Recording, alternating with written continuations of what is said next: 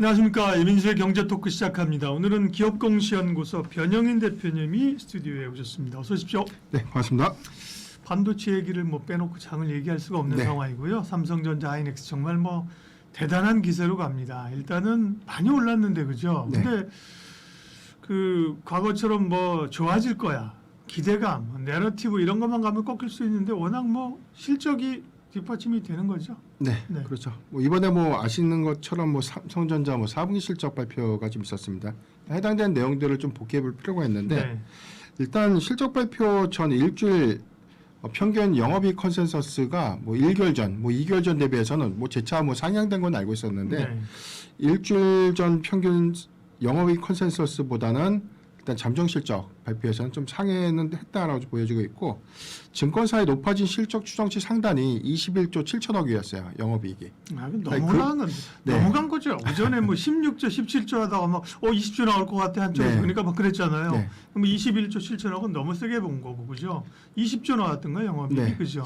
실적 발표 일주일 전 상단이 19조 원대 후반이었던 예. 걸 감안해 보면 사실 저는 뭐 이번에 삼성전자의 영업이익 20조 돌파는 상징적인 의미는 굉장히 좀 크다라고 좀 네. 판단이 좀 되고 있고 일단 4분기 매출액이 93조, 영업이익이 20조를 좀 기록을 했습니다. 이건 분기 역대 최고치고요. 영업이익 네. 기준에서는 창사 이래 이제 최고치가 좀 되지 않나라고 좀 판단되고 있기 때문에 이런 실적 기대감들이 사실상 2026년도에 대한 실적 업턴 기대감으로 좀 작용하지 않았나 그렇죠. 판단이 좀 되고 있습니다. 네. 결국 이제 부문 실적은 발표는 안 했지요. 잠정 실적에서는 네네. 최종 실적에서 발표를 하는데 부문별로 이제 나오게 되면 중요하지만 지금은 어쨌든 뭐 반도체 쪽 이익이 제일 큰 네네. 거잖아요, 그죠? 네. 예. 그러니까 추정됐던 데이터는 뭐 증권사 뭐 리서치를 좀 봤을 때 뭐 네. 리포트에서 나왔던 데이터들 보면은 일단 DS 부분 반도체 사업 부분에 대한 영업이익을 한 16조 원대 한 중후반 정도로 좀 평균적으로 좀 예상을 했습니다. 네. 여기에 대해서 지난 뭐 3분기 대비해서는 130% 정도 그러니까 이익이 좀 증가할 것이다라고 좀 예상되고 있고요.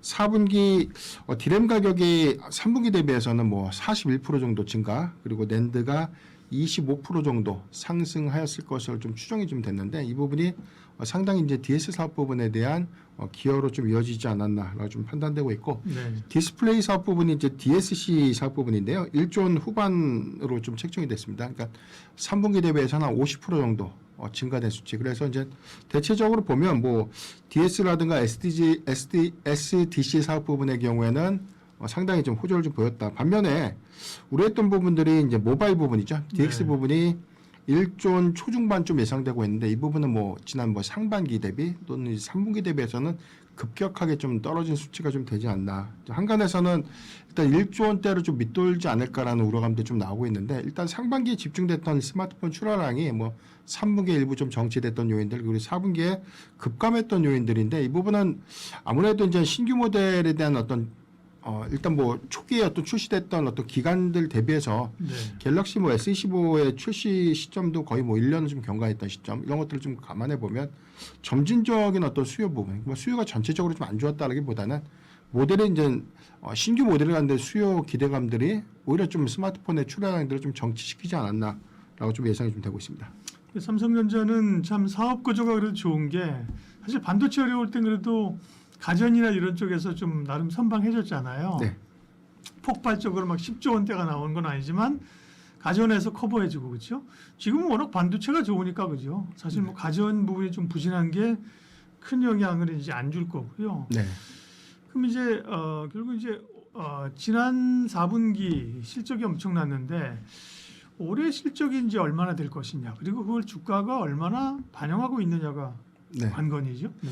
그러니까 제가 개인적으로 좀 판단해 볼 때 3분기 때까지만 하더라도 일단 뭐 4분기 삼성전자 영업이익이 한 18조 원대만 좀 나와도 2026년도에 대한 전반적인 사이클 기조를 어느 정도 좀 네. 기대해 볼 수 있는 수치였는데 이게 20조를 좀 돌파했단 말이죠. 그런데 이제 가격 상승 효과가 뭐 4분기에만 일시적으로 좀 상승한 것인가 또는 1분기부터 오히려 계속해서 좀 더 확대될 것인가 네. 가격이 재차 오를 것인가 이 부분 좀 주시해 볼 필요가 있는데 일단 최근 해외 IB를 좀 비롯해서 또는 뭐 국내 증권사 리포트에 대한 추정치들 보면 연간 OP를 크게 좀 상향 제시를 하고 있습니다. 일단 TP도 뭐 이에 따라서 병행하면서 좀 상향 제시가 좀 되고 있는데 최근 이 삼성전자의 52주 고가에 대한 흐름들은 뭐 외인의 어떤 수급이 견조한 것들을 좀 넘어서 사실 실적의 어떤 기대감들을 좀 반영시키고 있다라 좀 판단되고 있고 일단 올해 연간 실적에 대한 추정치를 보면 1개월 평균 기준의 매출액 기준에서는 400억 한 초반 이렇게 좀 제시가 좀 됐었고요.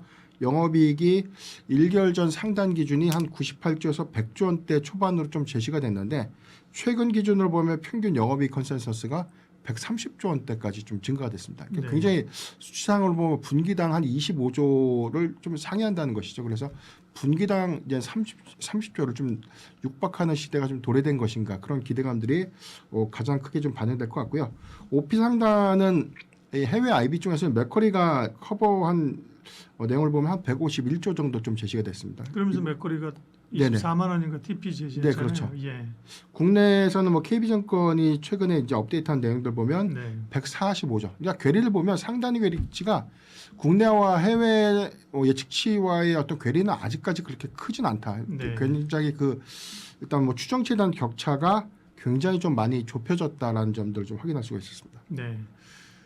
그러면 이 실적이 계속 좋아질 걸로 보는데 많은 분들이 이제 이 지금 반도체 경기 자체는 네.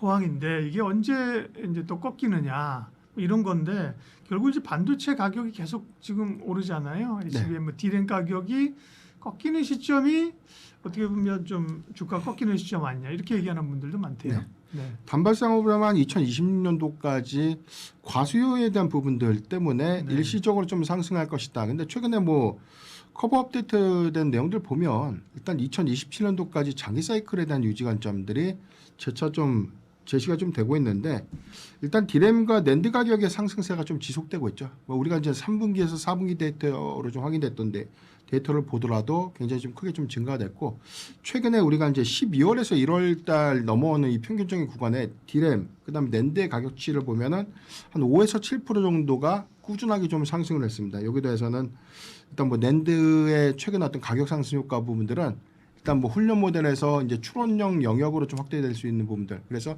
낸드 메모리에 대한 수요가 더 늘어날 수 있다. 그런데 일단 뭐 국내 반도체 빅2의 경우에는 이제 디램보다는 낸드 쪽에 대한 보수적인 캐펙스 투자 부분들을 좀 가져왔기 때문에 이 부분이 아마 수요의 어떤 집결지가 좀 완료되는 한 1분기 중후반, 그러니까 2분기 초반으로 보면 낸드는 분명 쇼티지.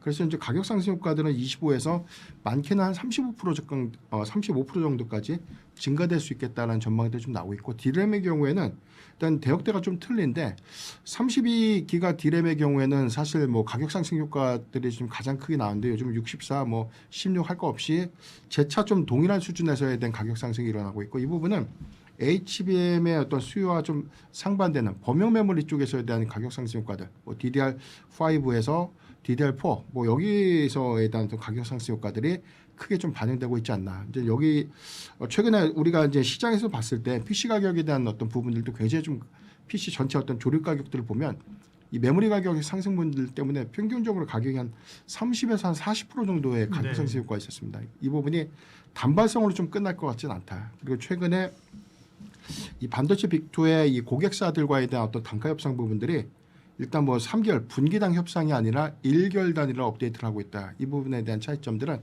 그만큼 가격 상승에 대한 효과가 분기별 반영이 아니라 월별 반영으로 좀 이루어질 수 있지 않을까. 그래서 이제 최다 고객사는 뭐 하이퍼스케일러 비중에서도 뭐 빅테크 기업들을 좀 제외한다면 중소형 마켓들의 경우에는 일단 가격 상승 동조도는 뭐 저는 2주 단위로 계속해서 업데이트된 부분 반영시켜 나갈 수 있지 않을까 아주 판단하고 있습니다.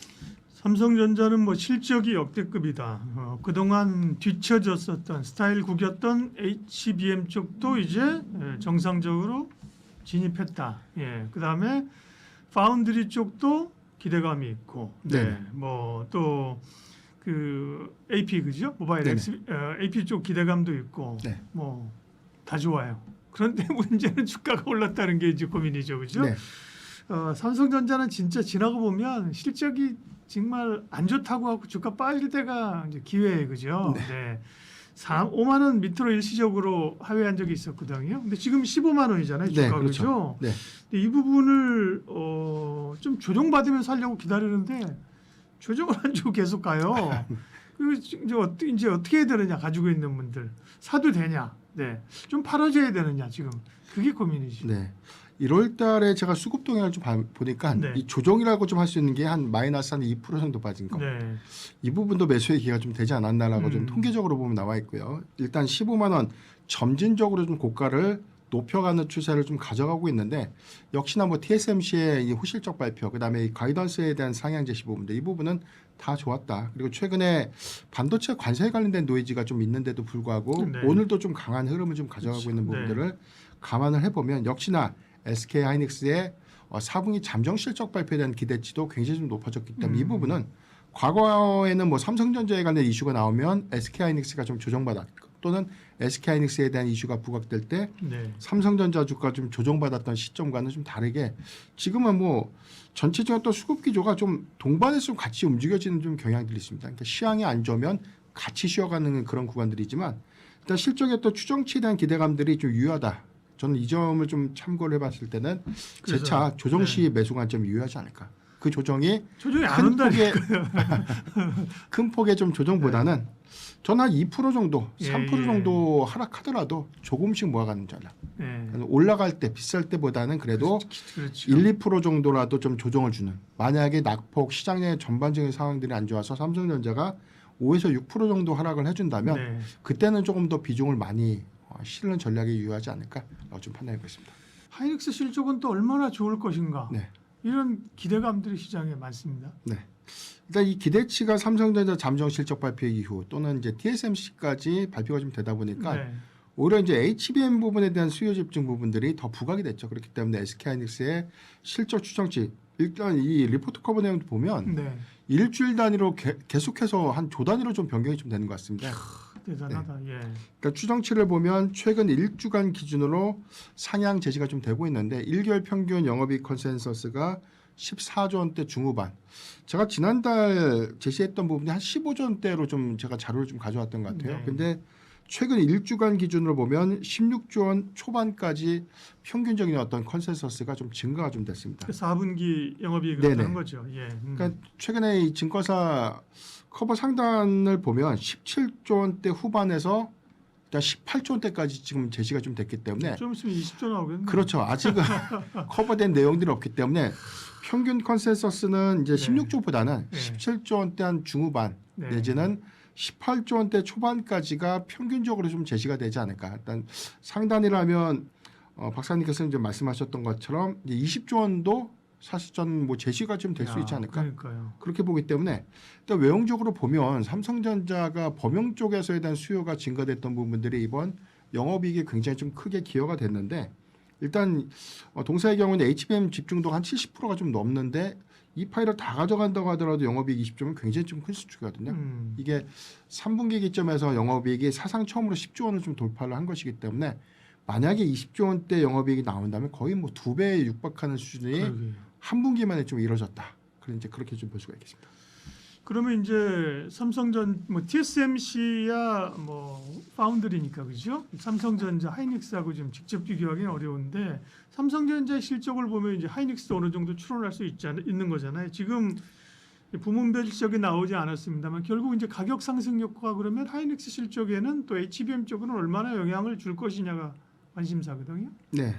일단 가격 상승 기조에 대한 네. 데이터를 보면 아직 뭐 실적 발표가 좀 되어 있지 않기 때문에 비교 대상군들은 없는데 일단 증권사 리포트에 대한 내용들을 좀 분석해 보니까 HBM의 수요 집중도가 상대적으로 좀 높았기 때문에 가격 상승 효과는 삼성전자 대비해서 좀 낮아질 것이다라는 전망을 나오고 있어요. 이 부분은 디램 가격 상승 효과가 22% 정도, 낸드가 28% 정도가 3분기 대비해서 증가가 좀 예상되고 있는데 삼성전자가 같은 동기에 41%가 좀 증가됐던 수치와는 네. 굉장히 좀 괴리가 있죠. 이 부분은 아무래도 HBM 단가에 대한 집중도가 좀 있기 때문에 단가에 대한 협상 부분, 고정가에 대한 거래 부분들이 좀 반영됐기 때문에 3분기에서 4분기로 넘어갔던 뭐 범용 반도체에 대한 가격 상승 효과들을 많이 반영시키진 못했다. 이 부분이 일단 추정치 대비해서는 다소 영업이익 상단보다는 좀 제한되지 않을까라는 생각이 좀 들고요.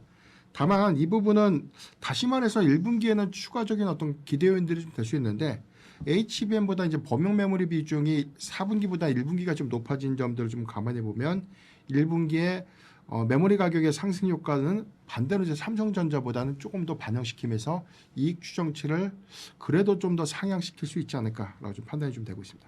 아, 그렇군요. 그러니까 이 심정적으로 느끼기에는 삼성전자가 실적이 저렇게 좋은데 하이닉스는 얼마나 좋겠어 하는데 따져보면 HBM 쪽은 적지만 D램 쪽에서 삼성전자가 누리고 있는 가격 상승폭은 하이닉스는 조금 덜 할 수 있다는 네, 거잖아요. 4분기에는 그렇죠. 4분기에는 네. 네. 그러면 이제 1분기에는 좀 더 달라져요. 1분기부터는 올해는. 네. 그렇죠. 이제 1분기 추정치에 대한 내용을 보면 네. 일단 뭐 HBM에 대한 가격 상승 기조가 이제 분기가 좀 바뀌다 보니까 아무래도 예. 이제 단가 상승 부분들이 엔비디아와 이제 협의된 금액으로 좀 조정될 수 있겠고요.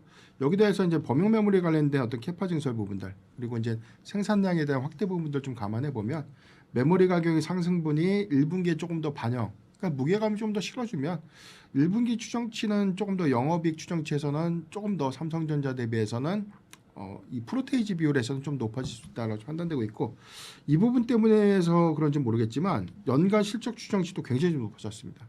그러니까 삼성전자가 올해 이제 전체적인 매출액을 450조 정도로 봤는데 동사의 경우에 매출액 추정치가 160조에서 180조 정도로 좀 평균 컨센서스로 좀 책정이 좀 되고 있고 네. 근데 이익을 좀 중요한데 이익이 평균적으로 좀 100조예요.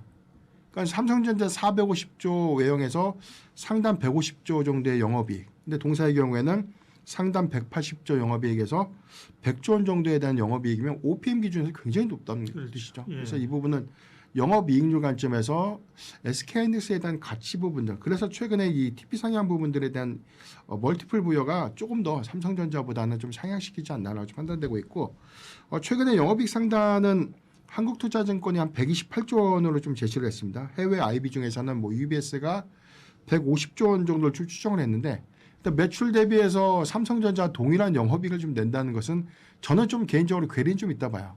다만 그래도 120조 정도라면 굉장히 좀 큰 수치이기 때문에 이익률 관점에서는 굉장히 좀 크게 좀 반영될 수 있는 부분들은 동사의 긍정적인 좀 기대 요인들이 좀 될 수 있지 않을까라고 좀 판단하고 있습니다. 네. 워낙 뭐 실적의 증가세가 삼성전자도 마찬가지고 하이닉스도 마찬가지고 그런 표현하더라고요. 워낙 이제 사실은 HBM을 하이닉스가 독주하면서 갔던 건데 지금은 삼성전자, 뭐 마이크론 사실은 삼각체제가 됐기 때문에 네. 하이닉스는 잘하고 있고, 네, 삼성전자는 잘할 일만 남았다. 누가 이렇게 표현하더라고요, 그렇죠? 그런 점에서 이제 두 기업을 평가를 해봤고 이익은 계속 좋아지는데. 그러면 삼성전자하고 하이닉스를 비교해 보면 지금의 뭐 이 주가 상승률이라든지 수급이라든지 전망이라든지 네. 어떤 좀 차이점이 있을까요? 일단 증익 모멘텀이라는 관점은 비슷할 것 같아요. 네. 일단 메모리 가격에 대한 상승세가 지속되고 있고 두 번째는 일단 1분기부터 현실화가 좀 될 메모리 공급에 대한 쇼티지 우려감들. 네. 그러니까 이게 사실 2024년도에도 증권사 리포트에 대한 내용들을 보면 사실상 이 메모리 쇼티지에 관련된 내용들이 2025년도 초에 일어날 수 있다라고 했는데 이게 사실 복귀를 좀 해보면 2년간 연장이 좀 된 것이거든요. 그래서 이제 최근에 정말로 쇼티지가 좀 맞느냐 이 부분에 대한 의심이 있지만 최근 이 고객사향 이 재고 소진율들을 보면 그 회전율이 굉장히 좀 크게 좀 감소를 했다는 점에 대한 차관점이 있겠고요. 네. 두 번째는 일단 만드는 족족 팔린다. 그러니까 이 기조가 좀 명확할 것 같아요. 가격 상승 효과들을 보면 D램이 54%, 낸드가 55% 정도 SK하이닉스가 이번 1분기에 상승 효과가 좀 있을 것이다. 삼성전자 40%대보다는 이번에 더 상향된다는 점들. 증익 모멘텀 관점에서 좀 긍정적인 내용이 좀 될 수 있겠고요. 장기 공급의 계약론의 이 부분은 2020년도에서 2027년도 상반기까지 완판이면 사실 2028년도에서 2029년도 그 이후까지는 어떻게 될 것인가. 근데 최근에 나오고 있는 이야기가 장기 공급에 관련된 내용들이 재차 좀 부각이 되고 있죠. 가격이 너무나 가파르게 좀 올라가다 보니까 이런 부분들이 현실화가 좀 되면 안정적인 가이던스를 좀 가져간다는 관점에서 동사의 경우는 변동성보다는 완만한 성장 기조를 좀 더 주목해봐야 되지 않을까라고 좀 판단해 보십니다. 그러면 SK 하이닉스와 삼성전자 반도체 투탑 가운데서는 뭐 시기에 따라 좀 다릅니다만 지금 탑픽은 뭡니까? 예, 저는 뭐 지난 방송에 이어서 여전히 삼성전자를 최우선 좀 토픽으로 좀 말씀드리고 싶은데, 네. 근데 SK하이닉스가 너무 나쁘다는 것보다는 그래도 가격의 상승 여력, 상승의 폭을 좀 감안할 때 삼성전자의 경우는 추가적인 어떤 반영이 저는 조금 더 이루어져야 된다는 좀 생각에 변함이 좀 왔고요. 2월부터 양산 전환이 좀 예고되고 있는 HBM4에 대한 가동 본격화 부분, 이 부분에 대한 HBM의 점유 상향 부분들은 뭐 추정치 관점에서는 일단 올해 뭐 전체적인 어떤 하반기까지 기존 한 35% 정도의 시장 점유율 진입, 이 부분을 좀 목표로 좀 제시할 것이기 때문에 공교롭게도 이 확정 실적 발표에서 컨퍼런스 콜에 대한 강한 메시지를 주목해 보면 삼성전자가 해당되는 메시지 이후에 추가적인 어떤 주가 상승은 기대해 볼 수 있지 않을까라고 판단되고 있고, 앞서 박사님께서도 언급을 해주셨는데 파운드리 부분에 대한 경쟁력, 이 부분은 막연한 기대감들보다는 작년에 테슬라, 애플의 어떤 수주가 일단 뭐 테일러 팹에 대한 가동이 좀 본격화되는 올해 이제 하반기, 그리고 2027년도에 대한 본격적인 양산을 좀 예고한다. 이 부분은 일단 선행지표 관점에서 올해 충분한 어떤 주가의 어떤 반영들은 이끌 수 있는 좀 계기가 좀 될 수 있지 않을까라고 보시기 때문에 명확하게도 뭐 증액 모멘텀은 충분한 업사이드가 된다. 저는 그렇게 좀 보고 있습니다. 2차 전지 전략을 어떻게 세워야 되는지 변영인 대표님과 말씀 나누겠습니다. 사실 2차 전지는 뭐 악재가 계속해서 나왔는데요. 네. 뭐 계약 취소부터 해서 LG엔솔의 적자 전환까지 그때부터 해서 어쨌든 바닥 잡고 올라옵니다, 그죠? 네. 네. 악재가 아닌 건 아닌데 시장에서는 바닥이라고 인식하는 건가요? 일단 예고가 좀 돼 있던 부분 같아요. 예. 갑자기 공급 계약에 대한 취소가 좀 나왔다기보다는 사실 뭐 미국이 9월 말 기점으로 해서 전기차 인센티브를 좀 폐지하면서, 그러니까 이 부분에 대한 전략은 미국의 실질적인 어떤 전기차의 판매량 급감으로 좀 이어졌는데 네. 뭐 당장에 결정된 사항들보다는 글로벌 완성차 업체들에 대한 중장기 전략이 대폭 좀 수정이 됐다. 이 부분이 일단 뭐 공급 계약 해지에 대한 여파로 좀 이어지지 않았나라고 좀 판단되고 있고요. 일단 12월 기조를 보면 전체 한 28조 원 규모의 배터리 공급 계약이 해지가 됐습니다. 물론 양극 소재 공급 계약까지 네. 다 포괄을 좀 하면 28조 원 규모에 대한 이 매출 기인액들이 좀 날아간 셈인데, 사실 우리가 냉정하게 보면 이미 공급하고 있던 전체 캐파가 사라진 것이 아니라 공급 예정이었던 부분들. 그러니까 이 부분이 사실 뭐 시장의 어떤 우려 요인들로 다시금 좀 부각이 되면서 수급적인 어떤 정체 노이즈로 좀 작용하지 않았나라고 좀 판단되고 있고, 역대급 뭐 지수 상승 기조와는 좀 다르게 뭐 2차 전지 섹터의 경우에는 뭐 뚜렷한 양극화를 보이면서 네. 이 점이 좀 가장 주가 하락이 좀 심하게 좀 반영된 그런 측면들이 좀 다소 아쉽지 않나라고 좀 판단되고 있습니다. 아무래도 이제 전기차 자체가 잘 안 팔리고 구조 조정을 하고, 그리고 전기차 제조의 속도를 좀 늦추고 내연기관이나 혹은 하이브리드를 만드니까 계약 취소되는 것도 오케이, 이해가 된다. 네. 그런데 어렵게 이제 분기 흑자 전환했는데, 그죠? 네네. 또 LG엔솔 같은 경우는 왜 또 적자로 전환된 거예요? 그게? 네. 잠정 실적 내용들 보면 뭐 아시는 것처럼 뭐 4분기 어닝 쇼크가 좀 나왔어요. 네. 다만 우리가 3분기에 대한 추정 데이터가 너무나 좀 좋았죠. 시장의 컨센도 좋았고 사실 AMPC 세액 공제도 차감했는데 오히려 차감된 컨센보다도 더 좋았습니다. 이 부분은 네. ESS 부분에 대한 수주 성과, 이 부분이 실적에 연결되면서 이 부분이 사실 뭐 4분기의 기대치를 좀 높아졌는데, 사실 이번에 대한 데이터를 보면 매출액은 크게 감소된 거 없습니다. 매출액이 6조 1천억 정도, 네. 전년 동기에 비해서는 한 4.8% 정도가 좀 감소가 됐고요. 오히려 3분기 대비해서 7.7%가 매출은 늘었습니다. 그러니까 이 세부 데이터에 대한 확인이 좀 필요할 것 같고요. 다만 이제 영업 손실이 1,220억이 좀 나왔는데 컨센에서는 영업이익을 한 615억 정도 좀 나오지 않을까. 이 부분보다는 일단 적자로 좀 전환했고 손실폭이 예상보다는 좀 컸다. 그리고 이제 시장이 우려했던 점들이 AMPC 세액 공제액을 제외했던 뭐 적자폭이 4,548억입니다. 이 부분은 본업에 대한 어떤 이 누적 손실이 이번 3분기에는 굉장히 좀 큰 부분, 이런 부분들이 LG 에너지 솔루션의 어떤 수급 노이즈로 좀 작용하지 않았나라고 좀 판단이 좀 되고 있고, 그러니까 LG엔솔이 워낙 일단 추정치보다 좀 안 좋은 실적이 좀 내다 보니까 뭐 삼성 SDI, SK 이노베이션에 대한 실적 추정치도 굉장히 좀 낮아졌고요. 네. 세부적인 내용들을 보면 뭐 삼성 SDI, SK 이노베이션의 경우에도 일단 영업 적자를 좀 예상했어요. 일단 삼성 SDI는 3,179억 정도에 대한 영업 손실을 좀 예상했고, SK 이노베이션의 경우에는 오히려 이제 석유화학 부분에 대해서는 일단 이 정제 마진에 대한 어떤 개선폭 이 부분이 증익으로 좀 작용을 하면서 전체적으로는 컨센보다 양호한 영업이익이 좀 예상이 좀 되고 있는데 SK온에 대한 적자 폭을 한 3천억 정도 좀 추정했기 때문에 배터리셀 3사의 전체적인 어떤 손실폭들은 굉장히 좀 3분기 대비해서 좀 확대가 됐다라고 좀 유추되고 있습니다. 네. 결국은 전기차가 잘 안 팔리기 때문인데요. 물론 이제 그걸 ESS로 이제 만회하려고 하는 것인데 그러면 이제 북미 쪽에서는 뭐 포드가 지금 구조조정에 일선에 나선 거고 테슬라도 전기차 쪽은 판매가 별로 부진합니까? 그러면? 네. 일단 세부적인 데이터를 보면 다 안 좋았다. 그렇다면요, 우리가 9월 30일자로 인센티브 종료가 되니까 9월에서 10월 넘어가는 구간, 뭐 10월에서 11월, 12월 구간을 좀 집계를 해봤는데 일단 10월에서 일단 전기차 판매량은 9월 대비해서는 47% 정도 감소됐습니다. 미국이요? 예, 순수 네, 전기차 네. 비중 모두 다 포함이 좀 됐고요. 네.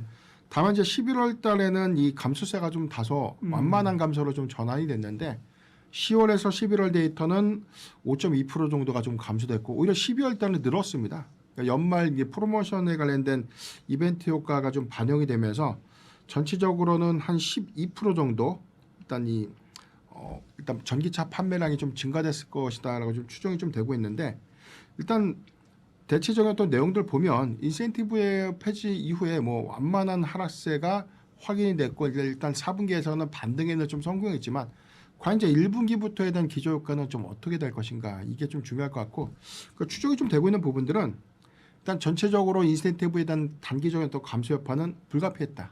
다만 이 부분이 추가적인 어떤 하락을 좀 가져가기보다는 일단 뭐 전기차 완성차 업체들의 어떤 프로모션들은 저는 뭐 올해 상반기까지 충분히 좀 이어질 수 있는 부분들. 그래서 이제 완성차 업체들의 경우에는 수익 구조, 일단 이익 기조가 좀 축소될 수밖에 없는 이유지만 그래도 판매량은 일단 완만한 하락세보다는 조금 더 반등할 수 있는 여지를 좀 남겨두지 않을까라고 좀 예상해 볼 수 있겠습니다. 네. 전기차 쪽의 그 판매 흐름도 체크를 해주셨습니다. 이제 보조금이 축소되고 그때는 일시적인 절벽 현상이 있었고 이후에는 조금씩 그래도 진정이 되는 모양새를 나타냈는데 지금은 뭐 올해도 전기차가 얼마나 다시 불이 붙어서 팔릴 것이냐보다는 결국은 이제 ESS 모멘텀이잖아요, 그렇죠? 네네. 그러니까 ESS가 실제로 돈이 되느냐 이게 지금의 전기차에서의 그 어려운 걸 얼마나 극복할 수 있느냐가 관건 아니에요, 올해는? 네.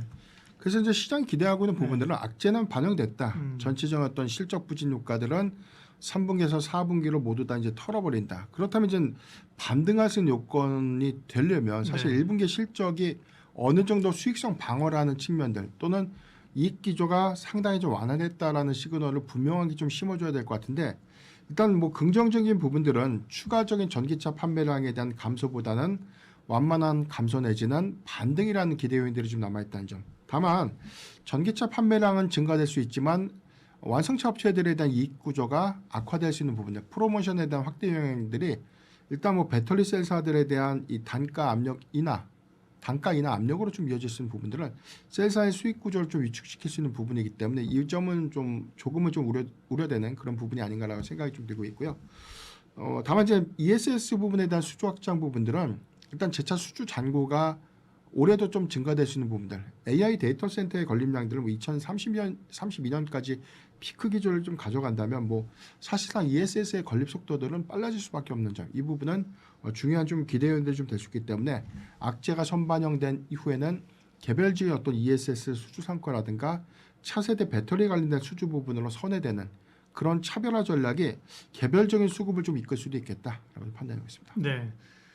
그러면 2차 전지 전반적인 전략을 한번 듣고 갈게요. 사실은 2차 전지가 지난해에도 한 두세 차례 저점에서부터 꽤 올라왔어요. 그죠? 한 30, 뭐 LG 엔솔을 필두로 해서 한 30%씩 올랐다가 또 밀리고 또 관심 잊어볼 만하면 또 올랐다가 밀리고 네. 그런 점에서는 뭔가 기대감으로 실적으로 막 올라가는 게 더 올라가는 수급은 아니었단 말이에요. 그죠? 네.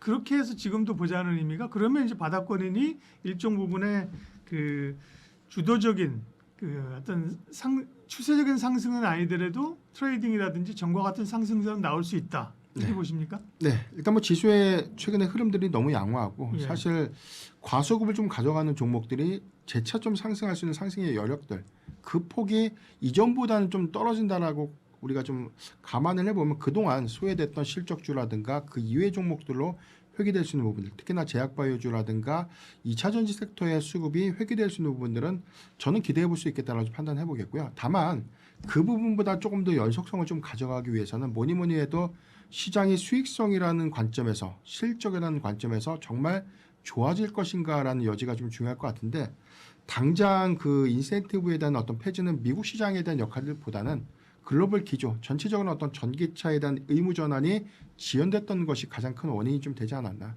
다만 뭐 유럽 시장의 전기차 판매량들이 굉장히 좀 양호한 지표를 좀 보이고 있다는 점이고요.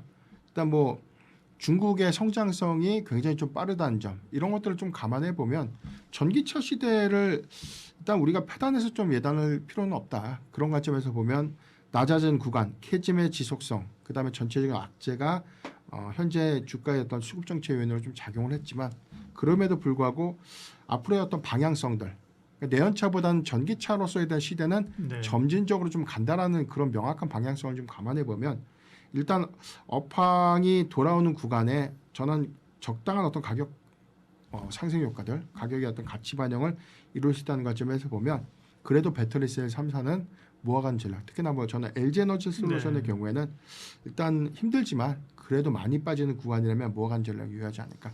전반적인 2차 전지의 흐름들, 최근의 경향들을 봤었고, 소재사에 관한 얘기를 이제 할 텐데, 네, 이건 이제 1차적으로 뭐 여러 요인들이 있습니다만 결국 리튬 가격이 중요하다는 거죠. 네.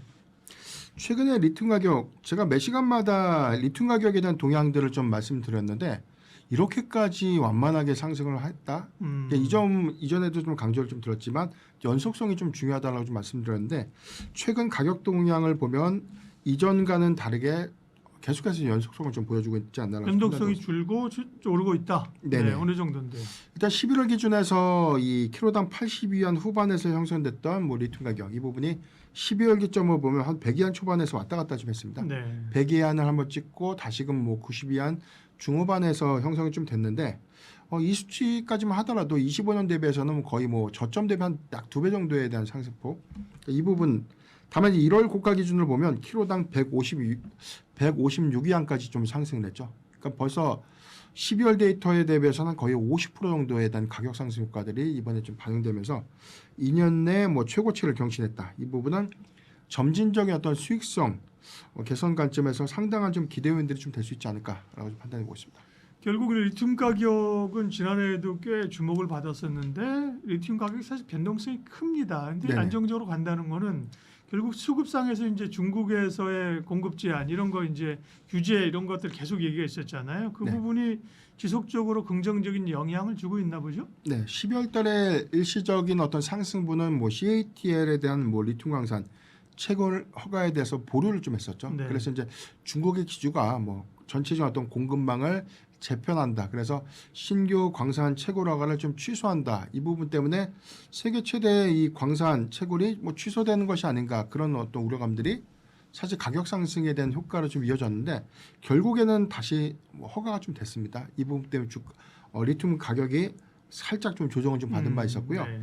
최근의 상승 부분은 여러 가지 요인들이 좀 있는데, 먼저 장시성 이춘 지역의 27건 이 광산 허가가 최종적으로 좀 취소가 좀 됐습니다. 그러니까 모두 다 취소된 것은 아니고 이 월별로 단계적인 어떤 취소가 예고가 좀 되어 있는 그런 상태이기 때문에 네. 이 부분은 좀 번복될 가능성은 제한적이다라고 좀 판단되고 있고요. 1월 8일 기점으로 보면 중국의 재정부가 일단 중국 배터리 제품에 대해서 수출 환급세를 단계적으로 좀 폐지한다. 이 부분은 뭐냐면, 일단 배터리의 출하량들을 계속 무한 밀어내기 전략을 좀 취했던 부분들, 수출 환급세가 좀 줄어든다는 부분들은 적정한 어떤 재고 부유라든가 어떤 이 생산의 유연성들을 좀 가져가는 부분이기 때문에 리튬의 어떤 무분별한 어떤 채굴 부분들이 상당히 좀 보수적으로 좀 선회될 수 있다. 이 부분 때문에 최근 뭐 1월달 기점의 가격 상승이 크게 좀 이뤄진 그런 측면으로 좀 이어지지 않았나라고 좀 판단되고 있습니다. 리튬 가격이 이제 안정세를 취할 수 있는 그런 정책적인 이야기들을 해 주셨습니다. 네. 그러면 이제 이게 말씀하신 것처럼 특별히 중국의 영향력이 크고 그죠? 네. 네네. 그래서 중국은 정책적인 영향력이 크고 뒤에 얘기하시겠지만 국내 기업 같은 경우는 또 해외 개발 이런 게 중요할 텐데, 네. 그럼 또 주목해야 될 앞으로의 뭐 중국 쪽이나 변수들은 있는데. 네, 일단 관건은 꾸준하게 리튬 가격이 좀 상승하거나 또는 현재 가격대에서 좀 유지를 좀 해주는가 이게 좀 중요할 것 같아요. 일단 뭐 박사님께서 말씀하셨던 것처럼 워낙 변동성들이 좀 과거에 좀 컸기 때문에 네. 정말 이 상승을 좀 믿어도 된가. 그래서 이제 양극 소재사에 대한 전반적인 어떤 실적 추정치가 일단 뭐 레깅 현상 완화 기전 때문에 일단 영업이익에 대한 추정치도 자꾸 좀 상향 좀 됐는데 가격이 좀 빠지는 변동 구간이 크다 보니까 실적 추정치보다 상당히 좀 미스가 좀 있었습니다. 그러니까 이런 부분들 때문에 1월 중순 이후에는 리튬의 어떤 가격 상승 효과들이 완만하게 정말 이루어질 수 있는가. 최근에 어떤 상승 기조가 조금 더 좀 유지되고 있는 부분들은요.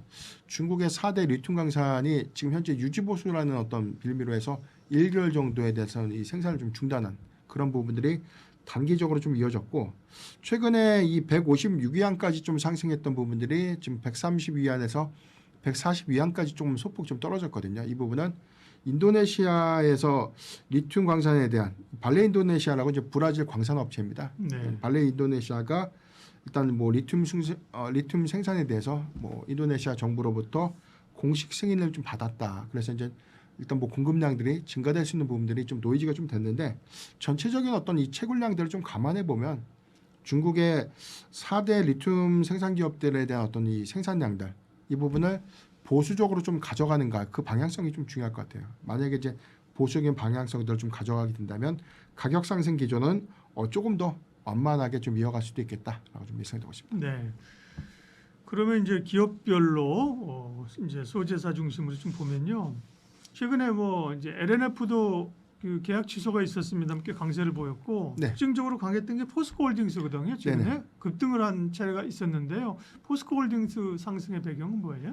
포스코홀딩스의 경우에는 일단 뭐 전체적인 어떤 뭐 실적 노이즈 부분 뭐 다 반영이 됐죠. 악재 네. 부분들을 다 알고 있었던 내용인데 최근에 나왔던 내용들이 사실 이 살데오로 프로젝트라고 좀 불리우는 리튬 강산에 대한 뭐 3단계 프로젝트에 대한 어떤 진행 여부 이 부분이 구체화가 좀 됐다. 그러니까 1단계는 전체적으로 한 2만 5천 톤, 네. 2만 5천 톤 캐파로 2024년도 이제 10월에 좀 준공이 좀 됐었고요.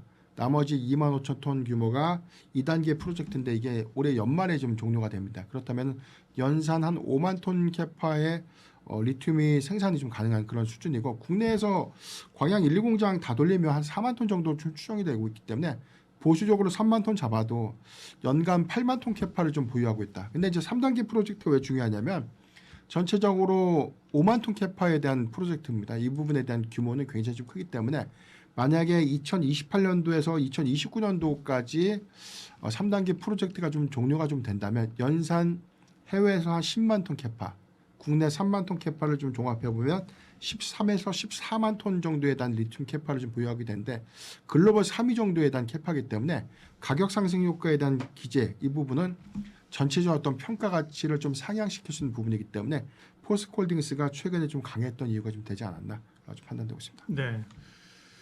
에코프로 뭐 BM이나 뭐 또 뭐 LNF나 다 이제 소재사들이 에코프로도 광산 개발 이런 것들로 이제 강하지요. 네네. 그러니까 소재사에 대해서 리튬 가격 얘기도 하셨습니다만 긍정적으로 보신다고 하면 소재사에서 탑픽은 그런 뭔데요? 예. 네, 탑픽은 일단 뭐 양극 소재사는 좀 봐야 될 것 같아요. 네. 일단 뭐 포스코 퓨체, 뭐 에코프로 BM, LNF 같은 기업들.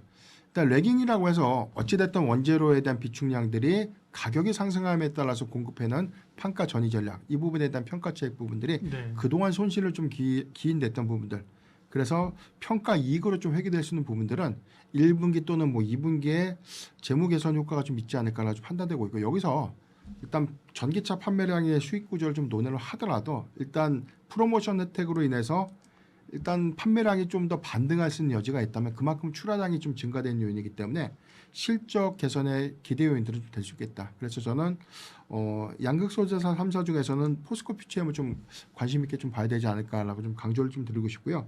탑픽은 앞서 말씀드렸던 것처럼 저는 포스코홀딩스를 좀 봐야 되지 않을까. 리튬 가격의 상승 효과, 전체적인 전기차 캐즘 효과들, 판매량에 관련된 우려감들은 있지만 리튬 가격에 대한 상승 효과들은 생산 캐파 좀 맞물릴 수 있는 그래서 리튬 광산의 어떤 보유 지분 가치에 대한 평가 부분들은 달라질 수 있는 부분들 이 부분은 포스코홀딩스의 개별적인 어떤 상승 요인이 될 수 있다라고 판단되고 있기 때문에 추가적인 상승의 연속성들을 좀 보여준다면 포스코홀딩스에 대한 주가 반등 저는 조금 더 연속성 있는 흐름으로 이어갈 수 있겠다 라고 판단하고 있습니다. 네. 셀사에 대한 뭐 기준들은 다들 뭐 명확하고요. 뭐 LG 에너지 솔루션이 뭐 여러모로 ESS까지 해서 뭐 좋고 그다음에 네. 삼성 SDI, SK 이노베이션이 있습니다. 각각의 전략들이 뭐 흐리지 않고 명확하고요. 소재사는 말씀하신 것처럼 양극재가 이제 에코프로 BM, 포스코 퓨처엠, 이제 LNF쯤이고 그렇게 보면 포스코 홀딩스나 에코프로는 뭐 어떻게 포스코 홀딩스는 그러면 아까 얘기하신 자원 개발 주로 이런 거잖아요. 그렇죠. 리튬 쪽, 네. 그러니까 또 리튬 가격하고 더 밀접한 관련이 있는 거예요. 포스코 홀딩스가. 네, 그렇죠. 네.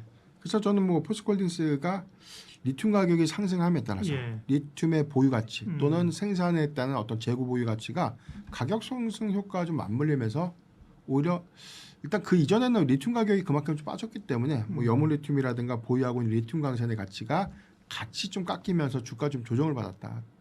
다만 이런 부분들이 리튬 가격의 반등 효과, 특히나 12월 대비해서 뭐 1월 효과가 한 56% 정도가 좀 상승을 좀 했다면 이에 따른 장부상 평가 가치 부분들은 12월보다는 1분기에 다르게 좀 반영될 수 있거든요. 이 부분은 일단 전체적인 어떤 실적 개선 관점 그리고 전체적인 어떤 장부 평가 관점에서 오히려 좀 상향되는 어떤 가치 반영들은 주가로 좀 이어지는 연계점 이것들을 저는 주목해봐야 되지 않을까라고 좀 판단하고 있습니다. 네, 소재사 쪽에서는 포스코 홀딩스를 관심주로 꼽으셨고요. 1분만 더. 그런 관점에서 보면 에코프로는 어떻게 비슷한 거 아니에요? 에코프로도 예를 들면 에코프로 BM이 양극재를 만들지만 에코프로 같은 경우도 요즘 뭐 해외 광산 그죠? 네네. 뭐 이런 쪽, 그다음에 소재 이런 쪽에서 관심이 있잖아요. 네.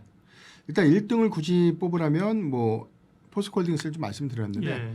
양극 소재사는 전 선별적으로 좀 봐야 될 것 같아요. 다만 이제 리튬 가격이 좋아졌지만 차가 많이 안 팔려 또는 뭐 이 가동률이 좀 떨어진다. 이제 이런 관점에서 보면 출하량과 좀 연동된 성과들이 12월에서 1분기 반등 여부가 좀 필요하기 때문에 이 부분에 대한 확인 전까지는 보수적인 시각은 좀 유지해야 되는데 리튬 가격이 상승했으니까 수익성에는 상당한 좀 기여로 이어질 수 있다는 기대감은 저는 주목을 해봐야 되지 않을까 이런 관점에서 봐야 될 것 같고요.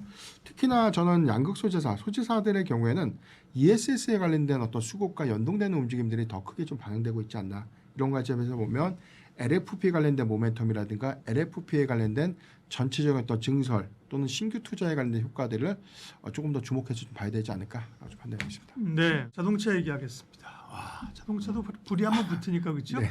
그렇게 현대차가 정말 20만 원, 22, 3만 원 정말 껌딱지처럼 붙어 있더니만 네. 야, 한번 불이 붙으니까 무섭습니다. 네. 이렇게 계속 가도 되는 건가요? 네. 일단 CS 2016 이벤트가 종료가 좀 된 이후에 현대차 그룹주가 뭐 세론성 물량이 좀 나올 것이다. 네. 그러니까 하루 정도 반응을 좀 했는데 음, 그 다음부터 주가가 뭐 연일 실세 없이 좀 달리고 있고요. 네. 52주 신고가가 특정 종목이 아니라 계열사 중심에서 전부 다 지금 52주 고가에 대한 흐름들이 이어지고 있지 않나. 제가 원고 쓸 때 11거래일 수익률이 이제 전일 종가 기준으로 해서 좀 집계를 해봤는데 네. 현대차가 40%입니다. 그러니까 오늘 16.8%가 좀 상승이 된 거니까 오늘까지에 대한 수익률을 보면 55, 56. 1월부터는 56.8%가 좀 올랐다고 판단되고 네. 있고 현대오토에버가 한 43.8%, 현대모비스가 한 20%대, 현대유아도 한 20%대 1월 수익률이 좀 예상이 네. 좀 되고 있고요. 기아가 25.4%인데 오늘 12% 올랐으니까 역시도 뭐 37% 정도 상승을 했다. 그러니까 이게 대형주들 중소형주처럼 네네. 오른다니까요 지금. 네. 그래서 이제 CS 종료 이후에 로보틱스 사업에 대한 재편 기대감들이 계열사의 전체적인 어떤 수급을 좀 이끌고 있지 않나라고 좀 판단되고 있고 오늘 특히나 계열사 안에서는 뭐 현대차와 기아가 상대적으로 좀 더 강한 모습을 좀 보이고 있는데 이 부분은 일단 작년 기준에서 미국의 이 자동차 판매 점유율이 뭐 사상 최고치를 좀 경신했다. 이 부분도 오히려 좀 주가 상승의 어떤 원동력이 좀 되지 않았나라고 좀 판단되고 있습니다. 네. 그다음에 어쨌든 트리거가 된 거는 CES에서 그 아틀라스였잖아요. 네네. 휴머노이드 로봇. 네. 그에 대한 기대감들이 뭐 국내외로 상당히 높던데요. 네. 일단 아틀라스에 대한 공개 보면 초기까지만 하더라도 네. 사실 외형만 놓고 판단했을 때는 뭐 테슬라 옵티머스에 비해서 굉장히 조금 경쟁 요소가 좀 될 것인가 그런 의구심이 좀 있었죠. 그러니까 시연 영상까지만 해도 좋았는데 실질적으로 좀 공개가 되고 관절의 형태라든가 이 회전율 그다음에 뭐 이 보폭에 대한 어떤 주행 속도 이런 부분들이 굉장히 좀 크게 호평을 받았었고 아틀라스 로봇도 제 개인적으로 좀 판단을 하더라도 굉장히 좀 견조하게 기술적인 어떤 고도화를 좀 이뤘다라고 좀 평가가 좀 되고 있기 때문에 이런 부분들이 단순한 기대감들을 좀 넘어서 양산 전환이라는 또는 상용화 전략이라는 명확한 어떤 전략을 좀 제시해 준 점 이런 것들이 시장에 좀 기대 요인들이 좀 될 수 있지 않았나라고 좀 판단이 좀 되고 있고요. 일단 로보틱스 부분도 중요했는데 일단 자율주행 부분에 대한 부각 부분이 추가적으로 현대차 그룹주에 대한 기대감들을 더 심어준 것 같아요. 일단 테슬라나 뭐 중국에 비해서 일단 뭐 자율주행 부분에 대한 기술은 굉장히 좀 뒤처진 것 아닌가. 그러니까 이런 부분에 대한 평가가 굉장히 좀 박하게 좀 반영이 좀 됐는데 최근에 이제 모셔널이 좀 공개했던 아이오닉 5 기반의 일단 자율주행 택시죠. 로보택시에 관련된 어떤 시승이라든가 평가 후기가 굉장히 좀 양호하게 좀 나왔고 이 부분이 연내 상용화를 좀 목표로 하고 있다는 부분들. 그래서 이제 테슬라의 어떤 로보택시 전략이라든가 뭐 중국의 어떤 무인 자율주행 같은 그런 택시 어떤 활성화 부분들 여기에 대해서 이제 이 현대차 그룹도 해당되는 모빌리티 부분에 대한 경쟁력 이 부분에 대한 상용화 내지는 뭐 서비스화를 본격화했던 그런 부분들이 시장의 어떤 수급 기대감으로 좀 저는 충분히 좀 이끌고 있지 않나라고 판단하고 있습니다. 그러게요. 뭐 로보틱스는 그렇다고 치더라도 우리가 알고 있는 거니까 CES에서 부각되면서 이제 로봇으로서 이제 현대차가 요즘 뭐 로봇 관련주잖아요. 그런 식으로 이제 올랐는데 자율주행 부분은 사실은 글로벌 업체들에 대해서 뭐 테슬라나 구글의 웨이모에 비해서 상당히 좀 현대차가 사실 격차가 있는 것 아닌가 싶은 생각이 들었는데 네. 말씀하신 것처럼 이번에 보니까 뭐 미국 합작회사 모셔널 네네. 이런 쪽도 미국에서 그죠? 한국에서는 사실은 그닥 그렇게 눈에 띄지 않습니다만 미국의 합작법인도 힘을 내더라고요. 그러면 이제 말씀하신 거는 지금 주가에 반영되고 있는 거는 주로 로봇인데 그럼 자율주행 쪽의 모멘텀이 추가적으로 반영될 여지가 있다는 말씀입니까? 예, 저는 충분히 좀 반영이 좀 돼야 되지 않을까. 로보틱스라는 부분들은 전체적 어떤 시장의 규모, 그래서 휴머노이드 로봇을 만드는 것까지는 알겠는데 이 부분을 메타플랜트에 대해서 적용하는 부분이기 때문에 사실상 그 수요는 그룹의 계열사예요. 그러니까 이 부분이 뭐 다른 스마트 팩토리 공정에 좀 적용되는 확장성에 대한 기대감들을 좀 반영시켰다라고 볼 수 있기 때문에 메타플랜트에서에 대한 공정 적용이 성공적으로 좀 이끌어낸다면 이 부분은 그 이외의 시장으로서에 대한 확장 부분을 고려해봐야 될 것이기 때문에 이 기대감이 현대차 그룹주의 수급을 좀 이끌어왔다라고 판단되고 있고요. 모빌리티 부분은 그동안 경쟁력 부분에 대한 부분, 특히나 뭐 국내 경우에는 아직까지 뭐 규제 부분들이 크게 점검되거나 뭐 정비되지 못했던 그런 아쉬움들이 좀 있기 때문에 현대차가 실질적으로 어떤 자율주행 기술이 레벨 5 정도에 대한 수준을 도달했는가라는 의구심들이 좀 컸습니다. 다만 이제 레벨 4 이상에 대한 단계를 입증해냈고 지금 뭐 테슬라처럼 카메라 모듈과 센싱을 좀 기반으로 하기보다는 레이더 라이더에 대한 기술을 넣으면서 뭐 종국적으로는 안정성에 대한 무게감을 더욱더 강조했다는 전략들의 좀 차이가 있기 때문에 이런 가치의 어떤 반영 효과는 저는 뭐 밸류에 충분한 좀 평가 반영이 좀 이어져야 되지 않을까라고 좀 판단되고 있고 낙수 효과 관점에서 보면 그룹의 계열사들에 대한 사업 재편을 좀 주목해봐야 될 것 같은데요. 현대모비스는 인베스터데이에서 좀 강조했던 것처럼 액추에이터에 대한 개발과 생산 부분들, 현대오토에버의 로봇 부품에 대한 유지 보수라든가 뭐 AS 스마트 팩토리에 대한 뭐 제어라든가 관제 이런 업무들이 확장될 수 있다라고 판단되고 있고 현대위아의 경우에는 로봇의 뭐 정밀 감속기 부분에 대한 이런 부분들이 좀 부각이 됐는데 전동 모듈이라든가 뭐 구동 모듈 같은 로봇의 몸체 역할을 할 수 있는 그런 부분에 대한 하드웨어를 조금 더 집중시킬 수 있는 부분이라면 저는 이런 가치 반영들이 양산 전환이라는 효과가 좀 맞물리면서 가치 반영을 이제부터는 좀 더 빠르게 이뤄낼 수도 있겠다라고 좀 판단하고 있습니다. 현대차 그룹의 로보틱스 모빌리티 관련된 이제 관심주들을 한번 얘기해 주셨는데 이건 제가 좀 이따 한번 정리하고요. 자율주행 관련된 거 조금만 더 얘기하고 정리할게요. 그러니까 자율주행이 현대차 그룹이 지금 사실 이번에 또 CES에서 나왔던 게 엔비디아의 자율 기반 뭐 플랫폼 알파마요 이런 게 나왔었잖아요. 벤치하고 손을 잡는다고 그랬고요. 글로벌 전기차 업체들이 그러면 뭐 구글이나 테슬라 말고 기존의 그 소위 레가시 업체들도 이런 쪽에 같이 드라이브를 거는 건가요? 그에 따른 사실 현대차의 입지가 그렇게 굳건한 것인가 사실 좀 고민도 좀 되거든요. 네, 일단 전략들을 좀 봐야 될 것 같은데 일단 과거 CES에서의 경우에는 일단 이 완성차 업체들이 뭐 전기차, 뭐 새로운 전기차를 좀 공개하거나 그렇죠. 예. 또는 뭐 SDV라고 해서 우리가 소프트웨어 중심의 전환차에 대한 부품, 그래서 이제 이 해당되는 뭐 인포테인먼트에 관련된 기술 고도화 부분들, 차량을 다른 각도에 대한 편의 기능을 좀 강조시켰던 네. 그런 부분들로 좀 부각됐던 것과는 좀 차원이 좀 다르게 이번의 경우에는 전동화 기술들을 좀 겸비한, 그리고 여기에 대해서는 모빌리티의 핵심 기술이라고 좀 불리우는 일단 뭐 자율주행 관련된 기술들이 대거 좀 공개가 됐다. 이 부분은 단순한 기술 공개들보다는 완성차 업체들에 대한 방향성과 좀 맞물리면서 일단 상용 관점에서에 대한 무게감들이 조금 더 주목받지 않았나라고 좀 판단이 좀 되고 있고요.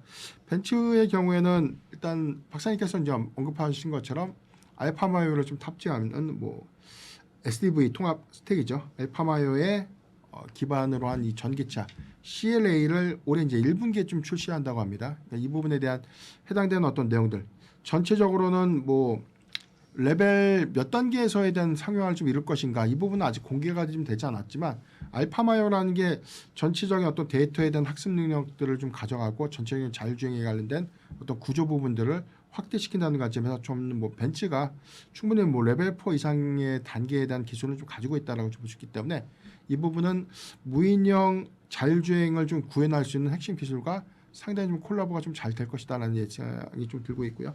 두 번째 뭐 포드의 경우에는 2028년도를 좀 목표로 합니다. 이 부분은 뭐 명확한 양산 방향성을 좀 제시를 했는데 레벨 3 자율주행 차량 출시를 좀 예고했습니다. 폭스바겐의 경우에는 모빌아이와 협력을 통해서 버즈 기반의 로보택시를 역시나 올해 연말 안에 미국에 좀 출시를 하고요. 미국 출시 이후에는 유럽 쪽으로 좀 확장을 할 것이다라는 전망을 좀 내놨기 때문에 이런 부분들이 충분한 좀 기대 요인들을 좀 될 수 있다. 다만 이제 기대 요인들이 좀 되면서 현대차 그룹의 입장에서는 오히려 경쟁 요소가 좀 상대적으로 좀 부각된 부분이기 때문에 이 부분에 대한 영향도 일단 일부는 좀 우려되지 않나라고 예상하고 있습니다. 그러니까요. 자율주행은 고민들이 많이 있죠. 예를 들면 미국에서 아까 모셔널 얘기했고 네. 현대차가 미국에서 잘하고 있네라고 생각했는데 사실은 제일 앞서가는 건 테슬라잖아요. 그죠?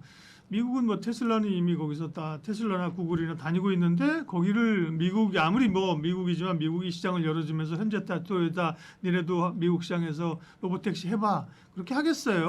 자기네 업체들 먼저 우선권을 주고 또 데이터도 많이 가지고 있는 거잖아요. 네. 그렇게 보면 제 생각은 사실은 뭐 다른 업체들은 자국에서 그죠. 한국도 네. 우리나라에서 그런 뭐 로보택시를 하거나 뭐 이래야 되는데 우리는 기반이 안 돼 있잖아요. 그죠? 오히려 네. 중국은 네. 자율주행 되게 하거든요. 그죠? 네. 그러니까 그런 캡티브 시장을 좀 가야 된다는 게 좀 고민이 있어서 자율주행은 기대감도 있고 고민이 있고 다시 한번 그러면 그 기업 측면에서 이제 마무리 좀 해볼게요. 이런 로보틱스와 모빌리티의 어쨌든 제일 핵심에 있는 기업은 현대차고 그죠? 네. 현대차이고 현대차는 지금 수준에서도 그러면 일단 더 업사이드가 주가 측면에서 있다고 보십니까? 네, 그렇죠. 네.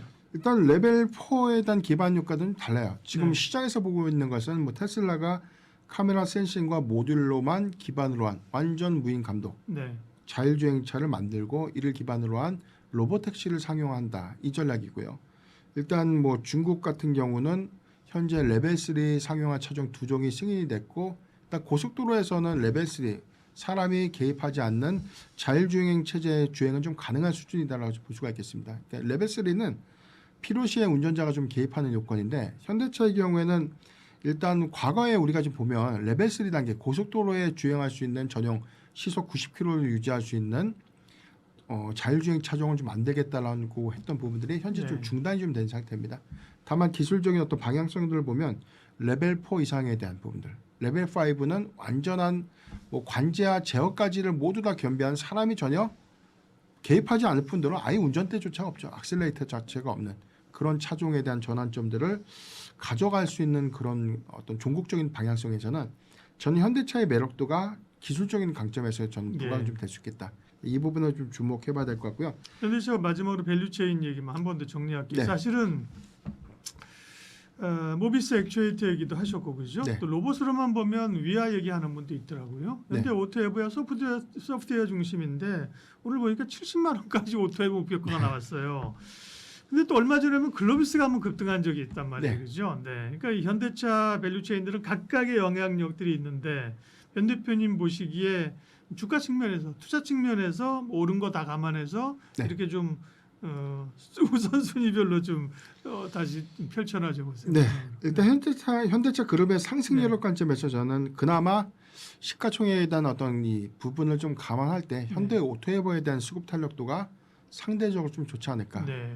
지금 뭐 로보틱스 그리고 모빌리티 분야의 미들웨어 역할을 현재 그룹사 안에서 하고 있습니다. 그러니까 전체적으로 보면 사업 재편의 가장 큰 수혜가 좀 될 수 있겠는데, 일단 뭐 로보틱스 부분에서는 아직 구체화되지 않았지만 로봇의 유지 보수, 그다음에 AS 부분들, 그다음에 스마트 팩토리에 대한 관제, 그다음에 이제 플랫폼을 제어하는 이제 기술까지 이런 부분들을 중심 역량을 좀 갖고 할 수 있지 않을까. 여기도 해서 이제 모빌리티 부분은 아직 상용화라든가 전반적인 어떤 자율주행 체제로서에 대한 시간적인 갭은 좀 남아 있지만 가장 크게는 뭐 인포테인먼트에 좀 장점을 갖고 있고 소프트웨어 차량에 대한 중심축에서는 현대오토에버가 가장 큰 역할을 좀 할 수 있는 부분들이기 때문에 주가의 가치 반영 관점에서 조금 더 기대 요인들을 좀 반영시킬 수 있지 않을까. 그리고 로보틱스의 관점에서 보면 저는 현대모비스를 조금 더 주목해봐야 되지 않을까. 그러니까 지주사의 역할을 하면서도 그렇죠. 사실 로봇 사업에 대한 가치가 사실 저는 주가에 그렇게 크게 좀 반영되지 못했다고 봅니다. 현대 유아의 뭐 상승 탄력도보다. 아까도 좀 말씀드렸지만 수익률 측면에서 보도 지금 현대모비스와 현대유아가 뭐 1월 기준에서 보면 한 20%대인데 현대유아가 12월 달부터 상승했던 점들을 좀 감안해 보면 아직까지 모비스의 상승 여력들 주목을 좀 해봐야 될 것 같고요. 그 다음이 뭐 현대유아라든가 뭐 현대글로비스. 그런데 한간에 좀 이런 얘기했죠. 정몽구 회장이 6호 시에 일단 주가의 어떤 변동성들에 크게 좀 반영될 수 있는 종목은 현대모비스 아니면 현대글로비스. 이런 관점에서 보면 가장 큰 탑픽은 저는 현대오토에버가 수급적인 어떤 이점들을 네. 조금 더 부각시킬 수도 있겠다. 아주 판단하고 있습니다. 네, 뭐 정말 새로운 주도주 반열에 올라선 현대차 그리고 현대차 로보틱스 모빌리티 관점에서의 그 밸류 체인들 투자 전략 변영인 대표님 함께했습니다. 오늘 말씀 고맙습니다.